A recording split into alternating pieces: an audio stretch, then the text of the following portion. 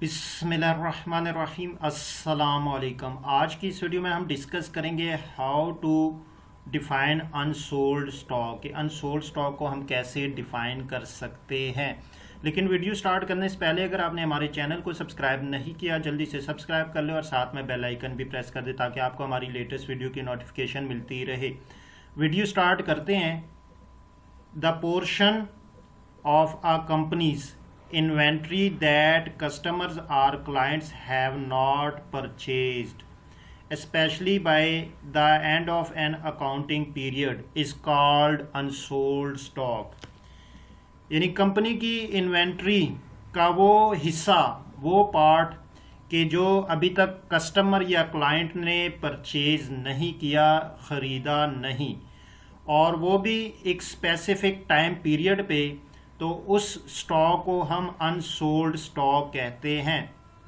अब हम unsold stock को एक एग्जांपल से समझने की कोशिश करते हैं कि एक कंपनी है वो कंप्यूटर्स को सेल करने का कारोबार बिजनेस करती है। तो शुरू पे जब उसका अकाउंटिंग पीरियड स्टार्ट हुआ तो जो उसके पास कंप्यूटर का स्टॉक पड़ा था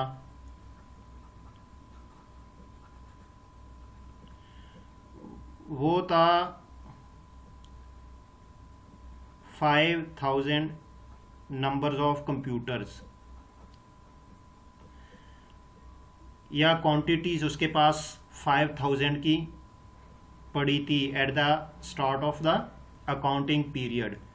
अब जब उसका अकाउंटिंग पीरियड क्लोज हुआ तो जब उसने देखा कि उसके पास जो कंप्यूटर थे वो कितने हुए sold computer during the accounting period, वो हुए इसके पास 4000 नंबर इसने सेल कर दिए। अब यहाँ पे जो इसके पास डिफरेंस आएगा वो आएगा 1000 का जो डिफरेंस है,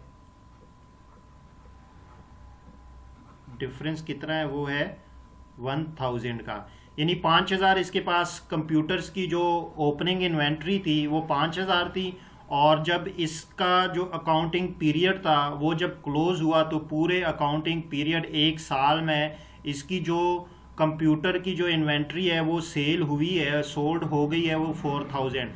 अब जब हमने 5000 में से 4000 निकाला तो हमारे पास डिफरेंस आ गया 1000। इसका मतलब है कि हमारे पास 1000 जो डिफरेंस है वो अनसोल्ड स्टॉक है, क्योंकि at the end of year जो कंपनी है उसके 1000 यूनिट जो है वो सेल नहीं हुए। तो इस तरह वो तमाम इन्वेंट्री के यूनिट्स या क्वांटिटी जो at the end of year sold ना हो तो उसे हम अनसोल्ड स्टॉक कहते हैं।